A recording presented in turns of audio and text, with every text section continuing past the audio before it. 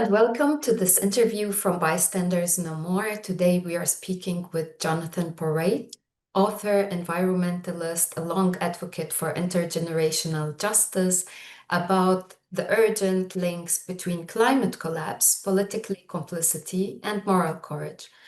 We had the privilege of reading a draft of your forthcoming book, Love, Anger, and Betrayal, where you speak with deep honesty about the emotional toll of the climate crisis through the voices of 26 young activists from the Just Stop Oil movement. You trace their evolution, what inspires them, and what keeps them moving. In many of these conversations, the presence of Gaza and Palestine is unmistakable, woven into the lived experience of activists who see the climate emergency not in isolation, but as part of a broader struggle against injustice and violence. Today, we want to explore that intersection with you between climate collapse and genocide, between hope and heartbreak, and what it means to refuse silence. Hello, Jonathon. So just could you tell us more about the book and why do you think it's important for these concerned about climate change to think more about Palestine? The book emerged out of a deep frustration with the way young Just Stop Oil activists were being portrayed in the media. I couldn't believe the degree of vilification of trying to reduce them to eco-zealots or some kind of green weirdos.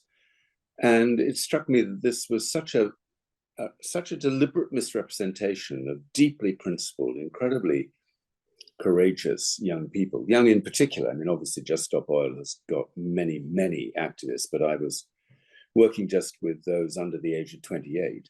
Such a misrepresentation that I felt I could do something about it.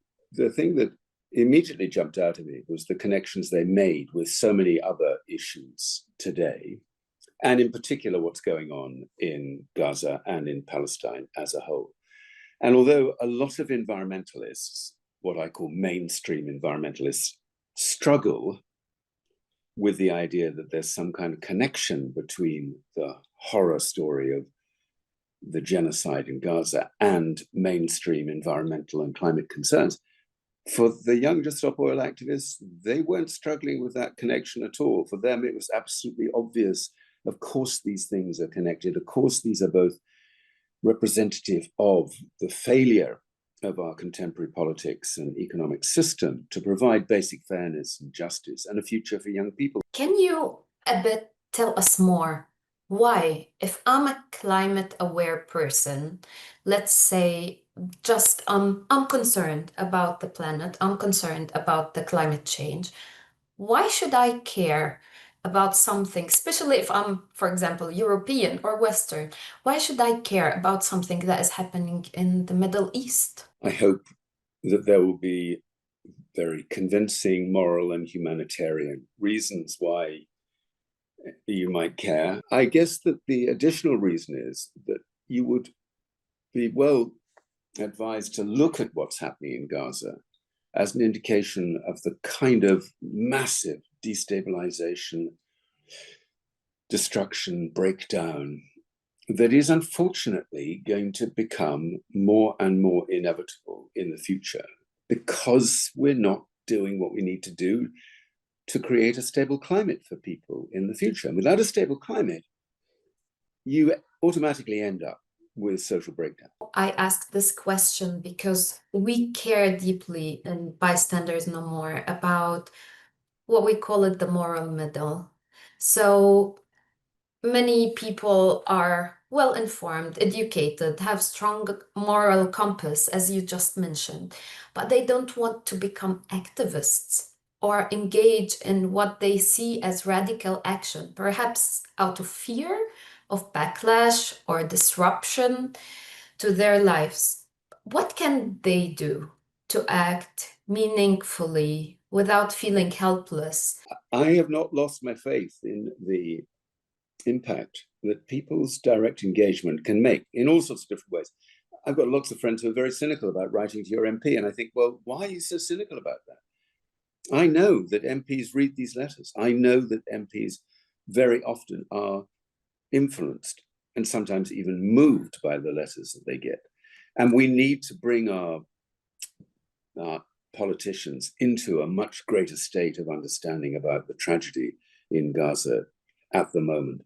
So just taking on those small things, joining organizations like Bystanders No More, which is certainly not going to upset anybody's sense of what it is okay to do in their lives today. No one's going to take offense at someone who becomes a member of Bystanders No More, or other organizations that are showing the right kind of concern and compassion for what's happening in Gaza. These are small steps, Farah. They're important, though. And if we could get that momentum building through our political systems, I still believe it would make a real difference. It would help change the mind of many people in politics today. You know, you just mentioned politicians and MPs, and I want to come to this EU-Israel trade agreement. It has been now discussed for a long time, and yesterday we got the news that EU won't stop the trade agreement, which was predicted by many. What do you think this reveals about the EU's claim to be value-driven democratic alliance? The EU and its member countries have become completely cynical about this. One of our massive problems in our political system today is that trade and growth and the pursuit of profit trumps pretty much everything. That's what drives politicians' sense of the best thing they could be doing for their people and their constituents and so on. I'm obviously not a genocide expert, but as I understand it now, the vast majority of people who do have that expertise in understanding and interpreting genocide law and so on, the vast majority are now out there saying this is indisputably a genocide being enacted in front of our eyes. For the EU to be standing back and saying, we don't think we can bring this additional pressure to bear on Israel, it's just inconceivable that they think that's an appropriate response. I will then go back to something you mentioned in the beginning. And this is something is touching me personally because I'm working in journalism and media analysis. And I'm struck by how media framing shapes both the climate narrative and the Gaza narrative. Do you see parallels in how mainstream media frames the crisis? What role does language play in enabling denial, destruction, or disconnection in both cases? This is a huge issue. I used to think it was only a question of the right-wing media. I remain absolutely astonished at the BBC here in the UK. It is staggering to me. I love the BBC. My life without the BBC would be significantly diminished, but I can't bear to see how the BBC is failing its responsibilities as a public broadcaster to represent more fairly, more accurately, the situation in Gaza today. And astonishingly, will not actually report on explicitly genocidal statements from Israeli politicians. And so Greta Thunberg, she recently joined the Solidarity Flotilla, and she's part of the climate change activists, like the young ones. This move drew heavy backlash. What do you think of her action and how she responded to this criticism? Also, why do you think many climate activists didn't accompany her or any other movements that is still believing in Palestine? This is such an interesting insight into the way conventional climate campaigning, conventional environmentalism likes to portray itself to its supporters through the media to the general public. And I wasn't surprised by the backlash against Greta's involvement in that humanitarian initiative. I wasn't surprised at all because I've heard it often, but I was still disgusted by it. I find the way many, I won't say most, but many climate campaigners like to have narrow blinkers on what they do. We're a climate campaigner. That's what we do. That's our job. Don't ask us to take on the whole of the rest of the world, all the injustices going on elsewhere, let alone something as complicated and controversial as the genocide in Gaza. I am a massive admirer of Greta Thunberg. I think what she has done right from the start, as a single campaigner holding up that sign, school strike against the climate, all the way through to the movement of young people, then 1 million people on the streets at the end of 2019. And then inevitably seeing the logical connections between climate campaigning and injustice in the world today. So much injustice all over the world. And for her, particularly the injustice against the Palestinian people. For me, that evolution in her thinking, in her activism, in her ethical positioning was massively inspirational for all young people today. Massively inspirational. That's the quality of leadership that I long to see in many, many more politicians. So I remain a great admirer of hers. I think she's an exemplar of what leadership looks like today. And I regret that so few climate campaigners want to endorse her, back her, support her, make the connections, help their members understand why this is all inextricably connected, so that they can open their hearts to that notion of justice in the way that she has.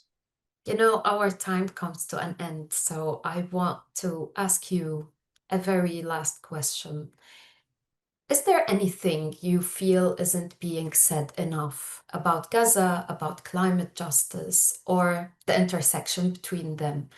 What do you wish more people would ask or think more deeply about? I know that a lot of people in the climate movement struggle with the idea of climate breakdown being the equivalent of genocide. They genuinely find that difficult. And for perhaps understandable reasons, they don't really want to dig too deep into the Rome Statute and the International Criminal Court. They're probably not very focused on the definition of genocide. They haven't understood the notion of what is called genocide by oblique intent, which is where people don't have to carry out a genocidal act as a matter of deliberate impact and policy, but it can be genocide by virtue of a reasonable understanding that this is going to happen in the natural course of events. That's what whatever clause is, clause 30, and Article 30 in the Rome Statute says. And of course, if you look at what politicians are allowing to happen in terms of the buildup of greenhouse gases in the atmosphere, one can reasonably assume that this is going to lead to massive traumatic disruption in every country all around the world over the course of the next few decades, dislocating and oppressing the lives of hundreds of millions of people. So genocide by oblique intent may sound a bit academic and somehow not the most pressing thing that you ought to be thinking about. But for me, it lies at the heart of helping people understand why advocacy on behalf of the climate is inseparably linked to advocacy to stop the absolutely horrendous genocide going on in Gaza today. Thank you so much, Jonathon, for this important conversation. To those watching, we want to remind you that you can take part. You don't have to be an activist to care, to speak, or to act. Every move you make, whether small or bold, can make a difference. At Bystanders No More, we are building a platform that helps you do just that. It's a space where you can learn, reflect, and find different kinds of actions based on your interests, skills, and comfort level. Please, don't get informed, get involved, and help shape the future we all deserve. Thank you.